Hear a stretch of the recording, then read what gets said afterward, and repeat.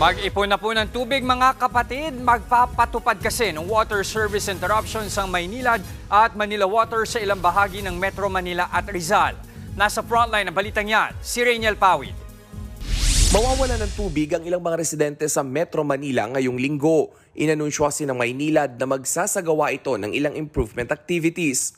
Sa Quezon City, magsisimula pa ito mamayang gabi, alas 8 sa ilang barangay. May mga barangay na isang gabi lang mawawala ng tubig, pero posible itong abutin ng isang linggo sa ilang lugar. Magtatagal ang repair sa ibang lugar hanggang alas 6 ng umaga. Magkakaroon din ng water interruption sa ilang barangay sa Caloocan. Simula mamayang gabi hanggang Sabado ng umaga.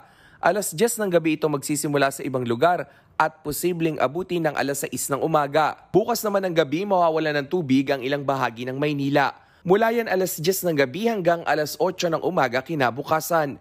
Mawawalan din ng tubig sa Navotas bukas alas 10 ng gabi hanggang alas 8 ng umaga. Magkakaroon ulit ng interruption sa Biyernes ng gabi hanggang Sabado ng umaga. Bukod sa Maynilad, may sariling maintenance activities ang Manila Water ngayong linggo.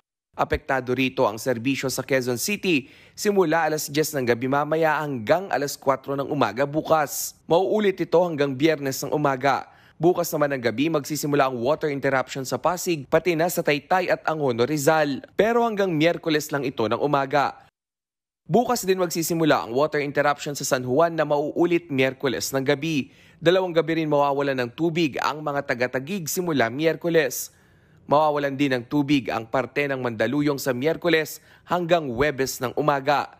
Inabisuhan na ng 2 concessionaire ang mga customer nito na mag-ipon ng tubig sakaling kailanganin sa mga oras na epektibo ang service interruption. Nagbabalita mula sa Frontline, Rainiel Pawid, News 5. Mga kapatid, Jess De Los Santos po, huwag magpauli sa mga umaaksyong balita at napapanahong issue sa bansa. Para sa mas malawak na balitaan, mag-subscribe at mag-follow sa social media pages ng News 5.